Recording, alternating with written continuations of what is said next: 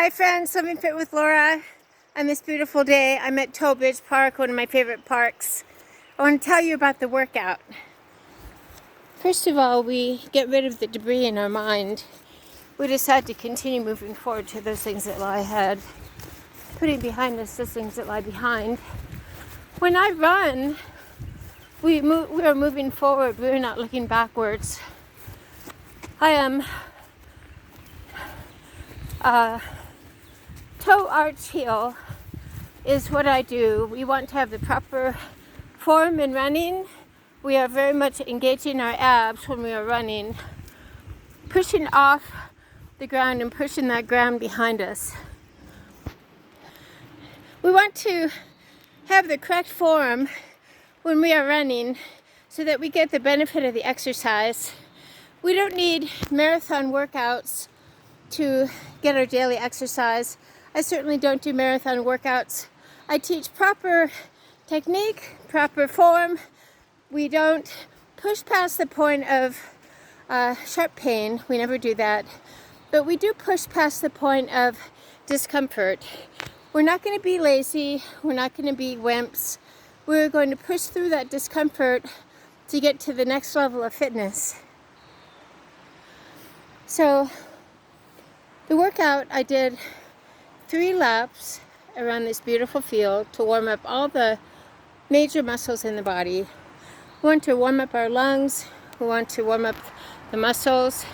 I always have a little something to eat. I have my coffee. Exercise is not a punishment.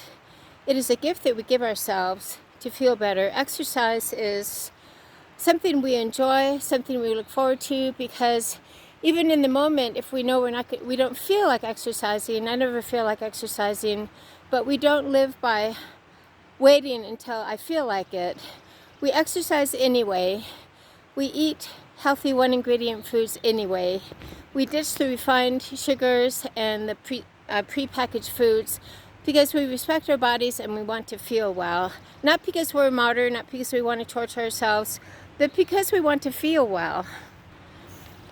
We want to feel well. We want to live in peace. That is why I talk about worshiping God only. That is why I talk about His laws and commandments. The reason He has these laws and commandments in place is because He wants us to live in peace. He wants to be able to use us as an instrument of His peace. I've been talking a lot about the 3 components of fitness: mental, spiritual, and physical. I've been talking a lot about that the 3 are intertwined, that you can't separate them. When a person focuses on only one component of fitness, we live a very lopsided life. To the song of Pink Floyd, Time, I discussed a lot more in detail what I have seen happen when individuals focus only on the spiritual and they live sort of in churchianity mode. That is not a good way to live, in my opinion. I have had extremely unpleasant, hurtful interactions and lingering memories of so-called church women who have been extremely insensitive, extremely flaky, who are basically focused on churchianity, on not taking a step back and taking accountability and responsibility for how they are just talking and not walking the walk. We never make a promise to someone and then flake out. People do that all the time, but if we blab that we are quote-unquote Christians and that we are very involved in our church, we need to hold ourselves all the more accountable to the words that we say to people, the promises that we make. We need to make good on those promises. Time and time again, I could give examples, but in this video I don't think I will. I have been let down and disappointed, and after being in a very vulnerable position, for example, being offered childcare after I had a major surgery and then the person flakes out. Listen, we don't flake out. We make good on the promises that we do make. We don't say to someone who has had major surgery and has to move and pack boxes, God bless you, I'll pray for you. No, we either decide that we want to help in tangible ways, like, okay, I'll help you pack up the kitchen, or can I bring food, or what can I do to help you?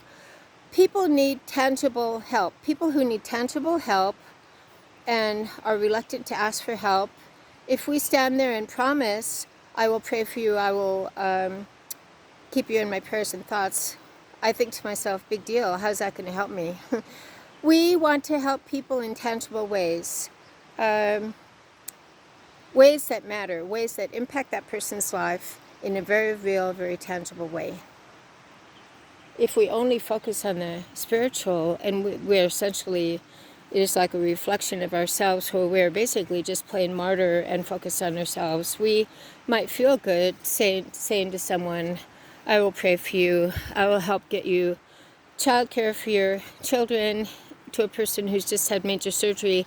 If we flake out on that, I doubt that that person feels bad, but the person that we have made the promise to is at an extreme disadvantage and will probably be very reluctant to trust again. Of course, I realize we are all human and none of us are perfect.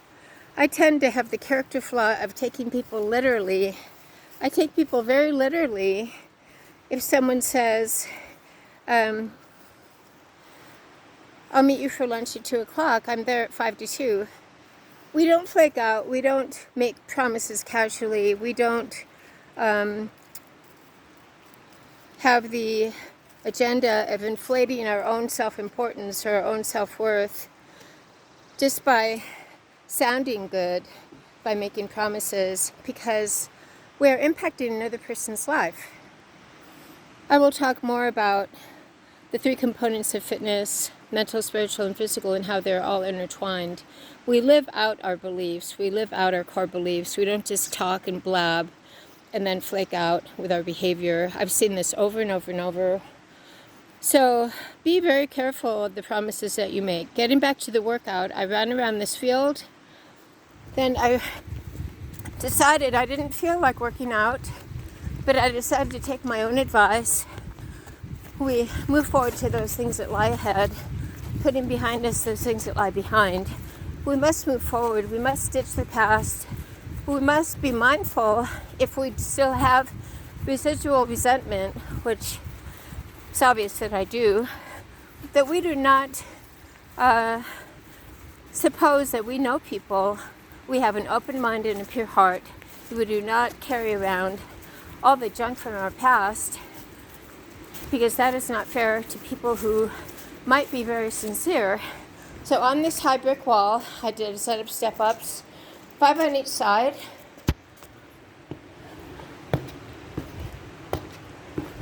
It is very high, it is over my knees. And then I ran around the field again, keeping that gut held in tight. So I basically did a cardio workout. I did running, keeping my gut tight. When we're running, we're engaging the abs. We're not just flopping around. I did 3 sets of the high step-ups on the brick wall, which used to be very difficult for me. But just like we build a wall brick by brick, or we tear down a wall brick by brick, we are building a new way of living. We are getting rid of the junk food. We are deciding to exercise when we don't feel like it.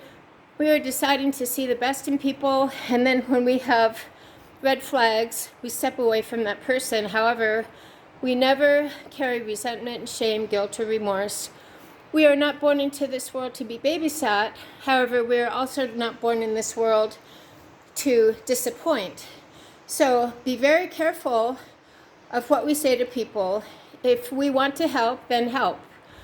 The key is to help and bless people in very tangible ways rather than just blab promises that are later broken. We are responsible and we hold ourselves accountable for the promises that we make, for the words that we say, especially to a person who needs a helping hand. So we talk less, we do more when it comes to helping others. We talk less and we do more. Let's all get out and get our exercise. Today I kept it really simple. I did the running 3 times as a warm-up.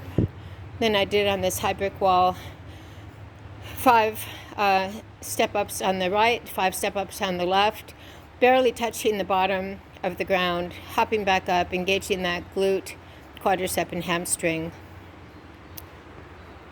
Again, they used to be very difficult for me, but now they're pretty easy. I do shorter, I do less reps, because for me, that works the best.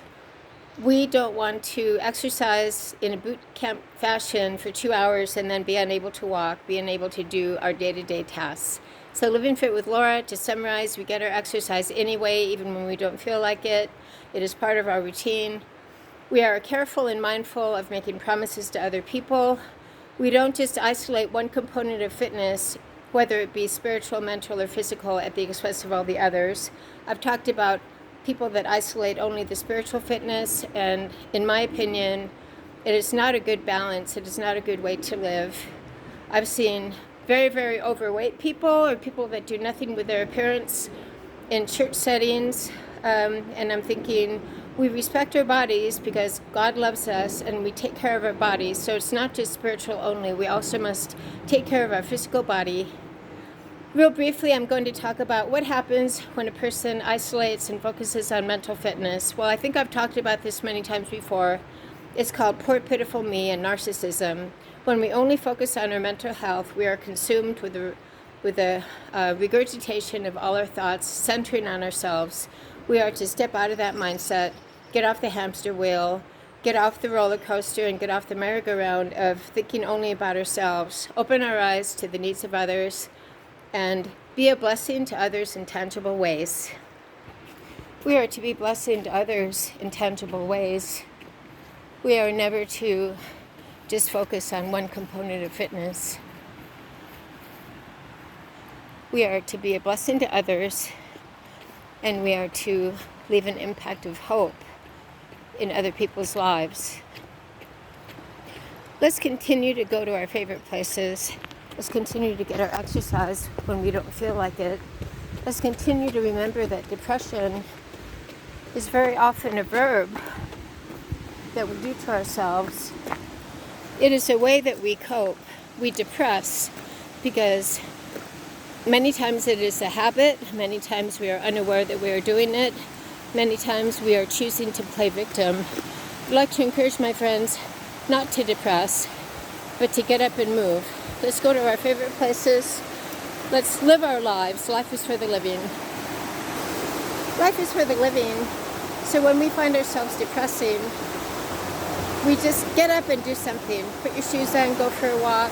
Think about phoning someone, asking how they are. The world does not revolve around us. So let's get out of our own heads and realize there's a big, beautiful picture. There's a big, beautiful world, and we are to bless others. We are to leave a legacy of hope.